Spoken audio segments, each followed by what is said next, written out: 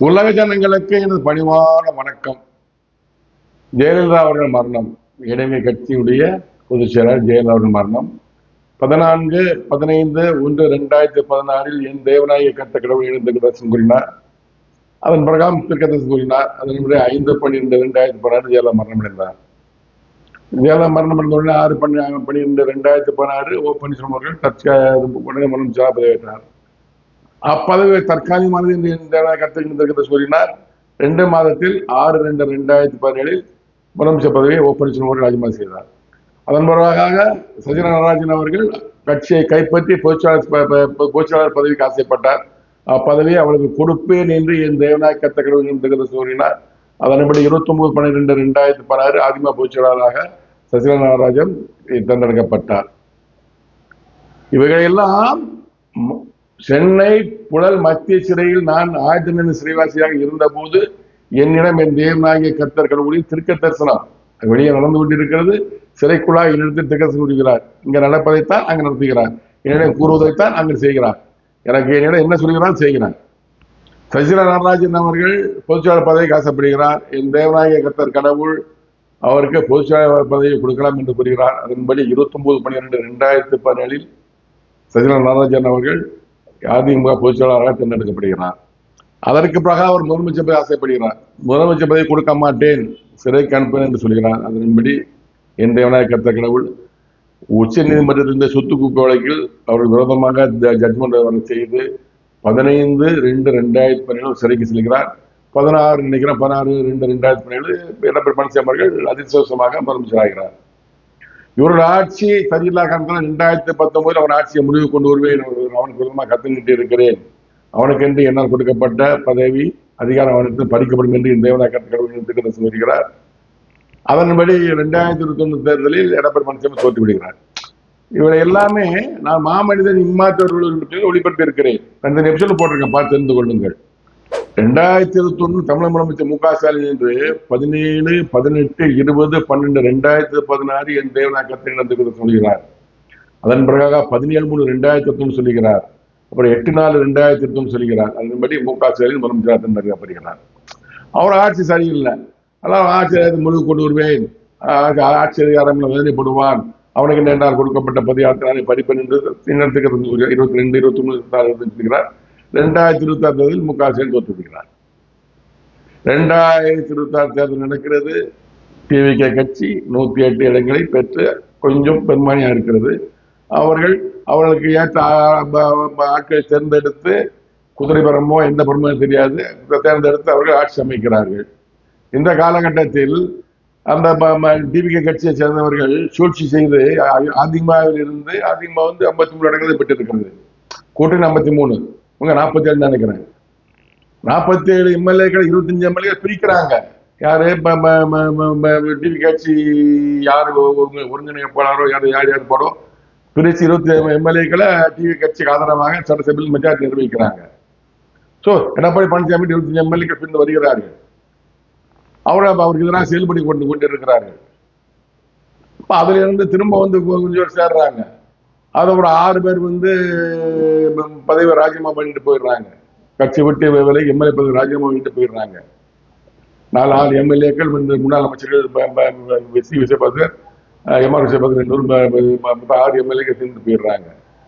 பல முன்னாள் அமைச்சர்கள் கடம்பூர் ராஜு போன்ற முன்னாள் அமைச்சர்கள் கட்சியை விட்டு விலகி அதிமுக கட்சியை விட்டு விலகி பல எம்எல்ஏக்கள் கட்சியை விட்டு விலகி டிவி கட்சியை சேர்ந்துடுறாங்க.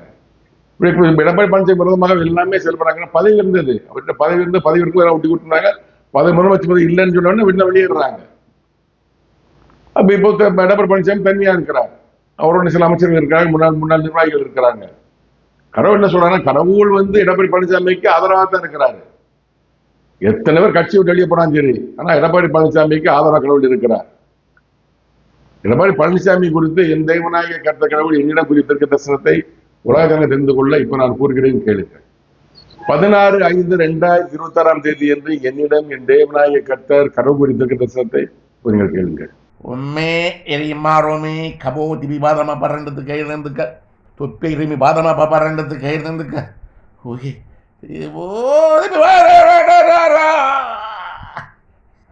நடிகன் ஒருவனால் ஆரம்பிக்கப்பட்ட கட்சி. நடிகை ஒருவனால் வளர்க்கப்பட்ட கட்சி. ஸ்திரீ ஒருவனால் ஆக்கிரமிக்கப்பட்ட கட்சி.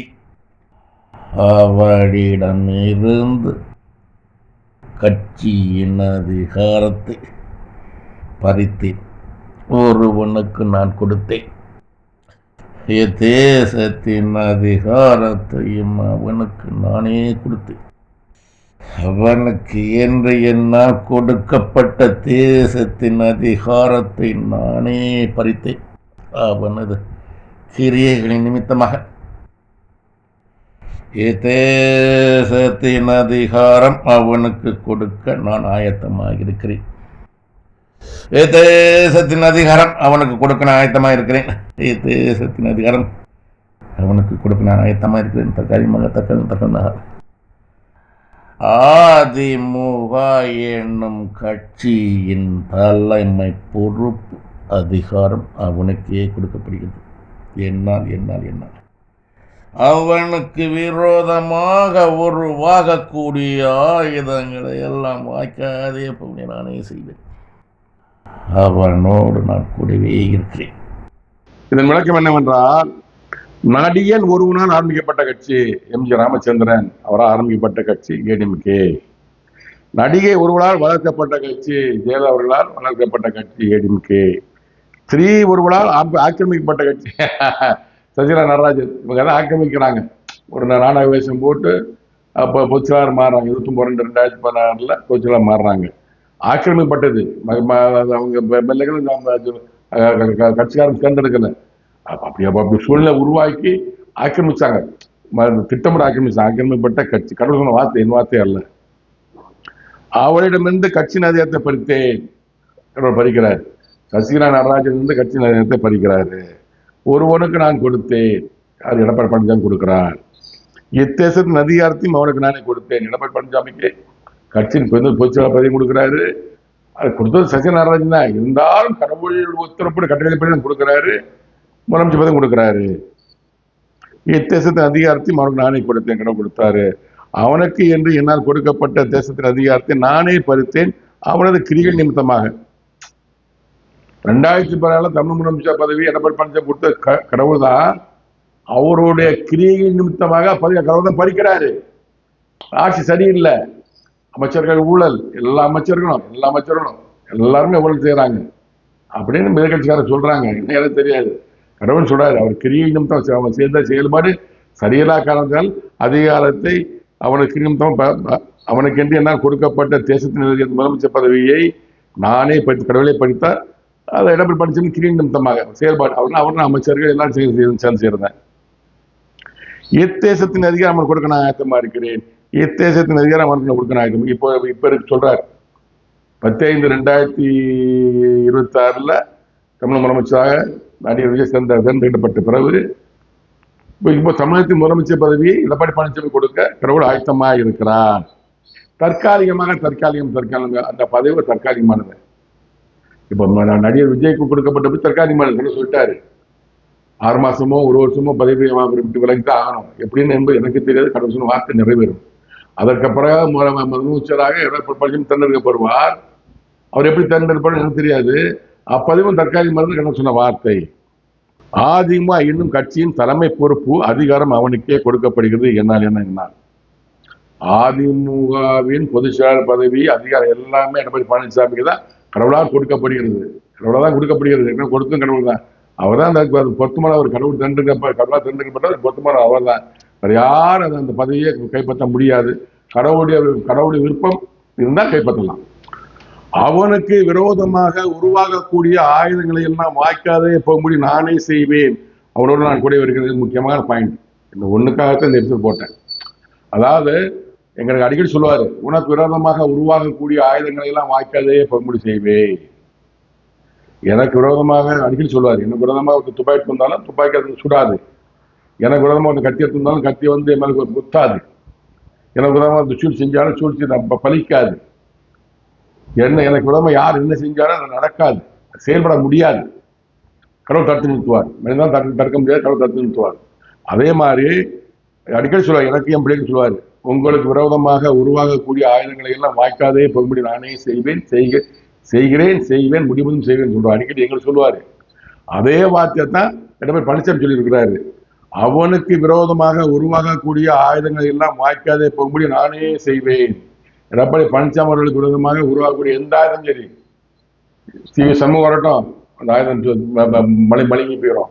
வேலுமணி 10 எம்எல்ஏ கூட்டு 10 மினிஸ்டர் கூட்டு போட்டோம், அந்த ஆயுதம் செயல்படாது. எடப்பாடி பழனிசாமி செயல்பட முடியாது. எடப்பாடி பழனிசாமி தான் அதிமுகவின் பொதுச் செயலாளர். கடவுள் சித்தத்தின்படி திட்டத்தின்படி எத்தனை நாட்கள் எத்தனை ஆண்டுகள் இருக்க வேண்டும் என்பது கடவுள் நினைக்கிறார். அத்தனை ஆண்டுகள் அவர் தான் பொதுச் செயலாளர் இருப்பாரு.